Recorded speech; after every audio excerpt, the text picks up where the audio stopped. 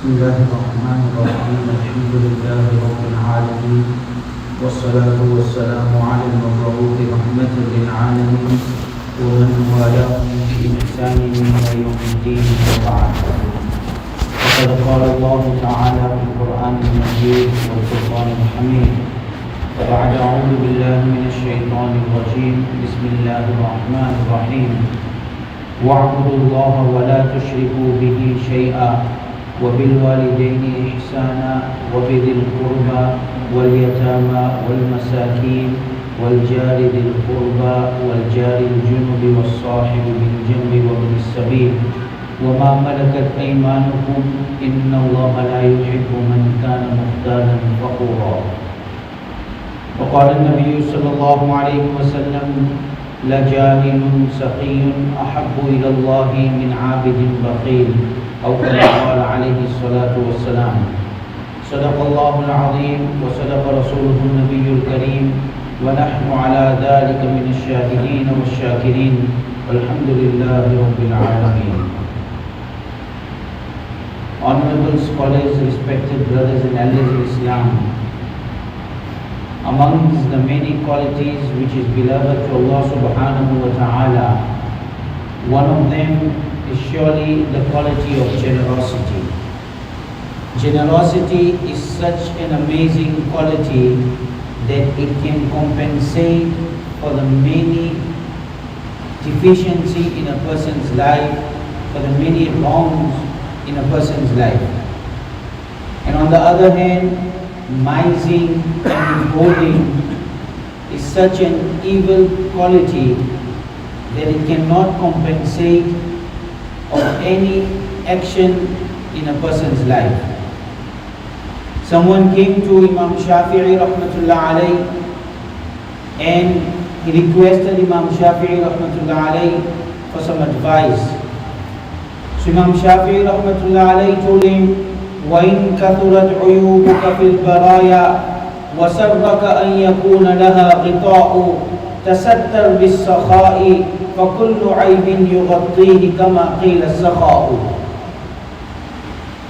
Then if perchance you lived a life of sins and you look at your life and you see behind that you don't have any nice memories and you regret over the wrong you have done.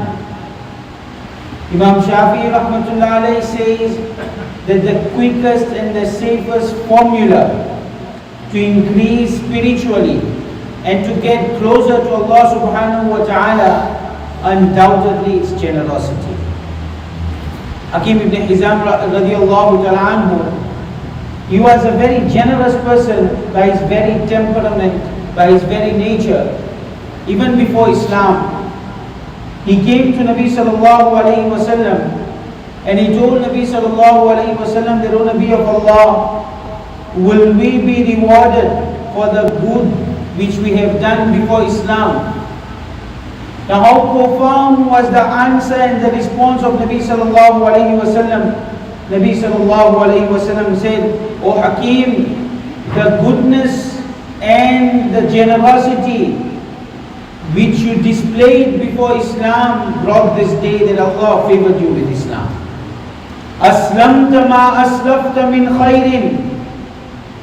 That the good and the generosity which you displayed before Islam brought this day and Allah made you a Muslim today.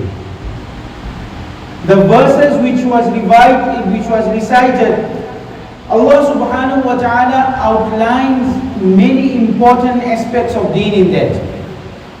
Wa'budullah, worship Allah subhanahu wa ta'ala, wa la tushriku bihi shay'a, and do not ascribe anything with Him.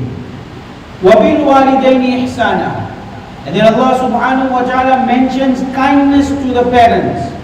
Now the scholars teaches us that to understand the importance of the command of Allah subhanahu wa ta'ala, we have to see in which context Allah subhanahu wa ta'ala has mentioned it in the Quran and in which context it appears in the Quran.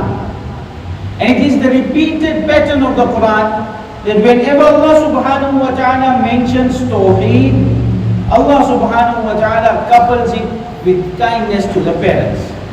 So we understand how important it's for us to be kind to our parents.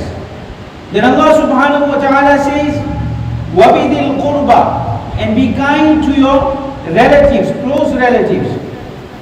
وَبِذِي الْقُرْبَى وَالْجَارِ ذِي الْقُرْبَى, and وَالْيَتَامَى, be kind to your close relatives, to your distant relatives, and to the orphans. وَالْمَسَاكِينِ, and be kind to poor people. وَالْجَارِ الْجُنُوبِ, and be kind to your close neighbors, and be kind to your distant neighbors. And then Allah subhanahu wa ta'ala says, وَالصَّاحِبِ بِالْجَنْبِ, and be kind to that fellow passenger who is next to you. How beautiful our religion Islam is, that it teaches us that if you on a common flight, on a common coach, etc., if you're standing in a queue with someone, there is etiquette which governs us, that we have to be kind to the person next to us. Whether the person is sitting next to us or whether the person is standing next to us. That is Islam. وَمَا مَلَكَتْ أَيْمَانُكُمْ, and be kind to the people under you. Maimun rahmatullah alayhi used to say that you must be kind to the people under you, and to such an extent that if perchance tomorrow Allah subhanahu wa ta'ala reverse the table and Allah gives him authority over you, sometimes it's not a direct turn, but sometimes your grandson or your son, he becomes the boss of your grandson or your son. Maimun rahmatullah alayhi says that be kind to them to such an extent that tomorrow if Allah subhanahu wa ta'ala reverse the tables and he has authority over you, he does not have any reason to take revenge from you. And then Allah subhanahu wa ta'ala in the verse says, إِنَّ اللَّهَ لَا يُحِبُّ مَنْ كَانَ مُخْتَالًا فَخُورًا. Allah subhanahu wa ta'ala does not love a person who is proud and a person who is miser by nature. Now the scholars of tafsir teaches us that what is the rabt, what is the tie between this? That Allah subhanahu wa ta'ala is mentioning that be kind to ABC, to such people, and then immediately Allah subhanahu wa ta'ala mentions that Allah subhanahu wa ta'ala does not love misers. So the scholars of tafsir tells us that Allah subhanahu wa ta'ala is trying to tell us that if we are misers, then we won't be able to kind to the people I've mentioned about. A person who's miser by nature, he cannot be kind to his parents, to his relatives, to all the people which are mentioned about. And the narration of Tirmizi, Nabi sallallahu alayhi wa sallam said, لَجَاهِلٌ سَخِيٌّ أَحَبُّ إِلَى اللَّهِ مِنْ عَابِدٍ بَخِيلٍ. That a simple person who knows basics about deen, who knows basics of deen, but he has a generous hand. Nabi sallallahu alayhi wa sallam said, he is better than that devout worshipper who does not give and who is not generous, who is a miser. And in fact, there are narrations which indicates and which tells us that any quality, if there is any quality which can give deduction to the torment in the hereafter for a kafir, that is generosity. Musa alayhi salatu wasalam went to Mount Tur to receive Torah.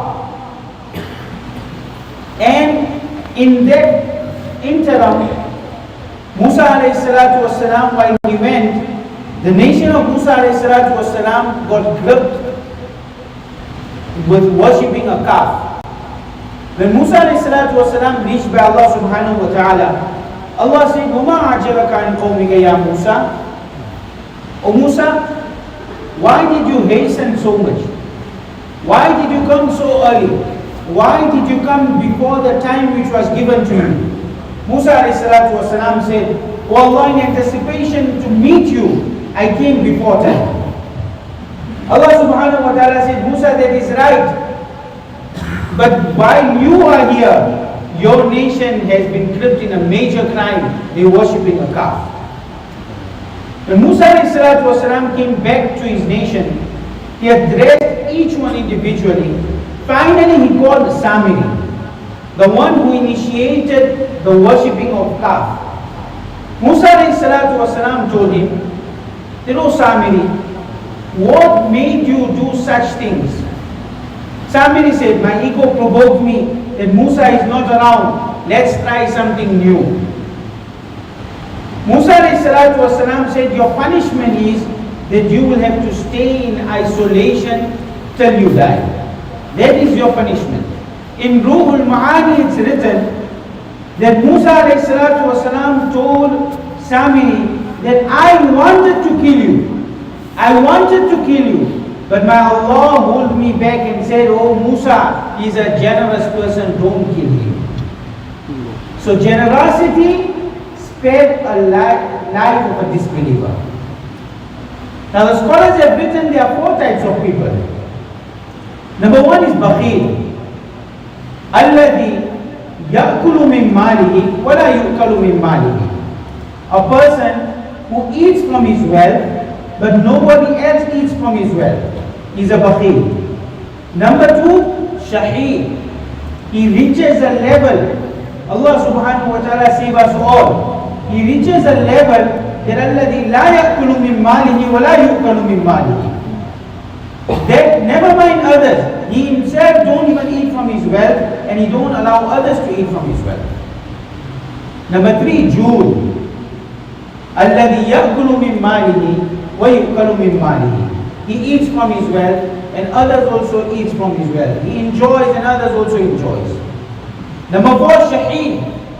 It reaches a level that alladhi la ya'kulu min malihi wa yu'kalu min malihi. That he himself does not eat from his wealth. He enjoys, and his excitement is when others eat from his wealth. He enjoys, and his excitement is when others eat from his wealth.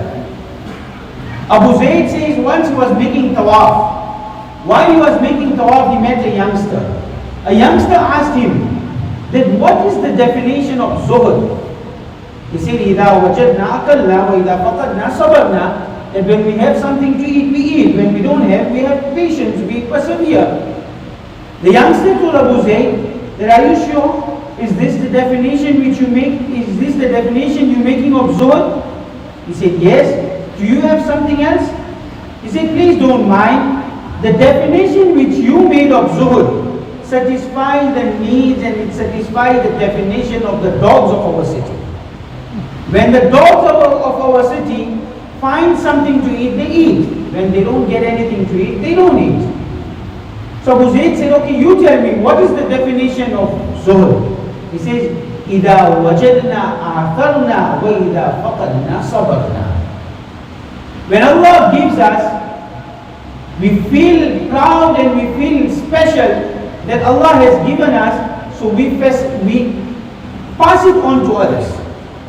We pass it on to others, and when we don't have, we have patience, we join the people who does not have. The famous incident when 3 people were stuck in the cave, that they had no way out. They were stuck in the cave. Now they decided that let's make dua to Allah subhanahu wa ta'ala with one of our action, which we only did for Allah subhanahu wa ta'ala. Which we only did for Allah subhanahu wa ta'ala. Now that is a lesson for us, that at times we in such a situation that no context will help us. No wealth will help us. Someone with a chronic condition, someone with a rebellious child, and that's the time you have to step down, and that's the time you have to remember Allah. This person, these 3 people started making dua. One made dua, and the cave and the rock started moving. The second made dua, and the rock moved. The third one made dua, and the rock moved, and they exited from the cave. Now what was the dua of one of them? One of them made dua to Allah subhanahu wa ta'ala that Allahumma kana li ujara. Oh Allah, I had many workers working under me as casual labor. There was this one person, one day he worked for me and he did not take his money from me, he did not take his salary of the day from me, and he went away. I had his money. One was I saw that money with my eyes, and one was I see that money with his eyes. If I see the money with my eyes, I keep it one side. The day he comes and I give it to him. I saw the money with his eyes, that if he had this money, he would have invested this money and he would grow bigger and bigger. I invested his money. I invested his money, and money grew into money, and it grew bigger and bigger. Now one day, the condition in this person, this laborer's life, was such that he did not even have the meal for that night. He came to me after some years and he said that, do you remember one day I worked for you and I didn't take my salary of the day. If you can be kind enough and pay me the salary of that day, it will take care of tonight's meal for me. This person said, yes, I remember you exactly. And he said, كُلُّ مَا تَرَى مِنَ الْإِبِلِ وَالْبَقَرِ وَالْغَنَمِ مِنْ أَجْرِكَ. You see this whole meadow, you see these camels, these cattle, all these animals, these are all yours, take it and go. That person is like, Atastahzi'u bi ya Abdullah? Are you joking with me? Are you mocking at me? He says, no, I have invested your money and this is what I got. This is all yours, take it and go. That person made dua to Allah subhanahu wa ta'ala. He took his wealth and he went away. Oh Allah, I did it only for your sake. Allah, if that is accepted in your court, remove the rock. He prayed, the brothers observed, the rock moved and they exited from the tomb. So generosity is such a quality which is beloved to Allah subhanahu wa ta'ala, and it can compensate for many wrongs in a person's life. Sulaiman ibn Abdul Malik came to Abu Hazim and he told Abu Hazim that make dua for me. Abu Hazim said, ما ينفعك أن أدعو في وجهك ويدعو عليك مظلوم من وراء الباب. What is my dua going to do? I can make dua for you now, but what is my dua going to do? And what is my dua going to help you?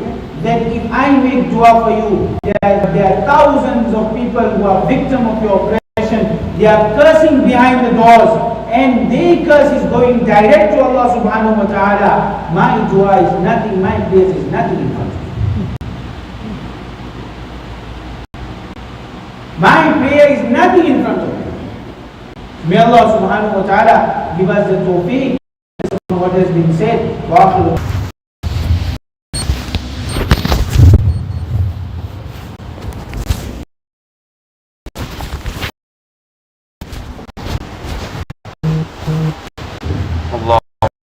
الله أكبر الله أكبر الله لا حي على الصلاة على الفلاح الله أكبر الله أكبر لا إله إلا الله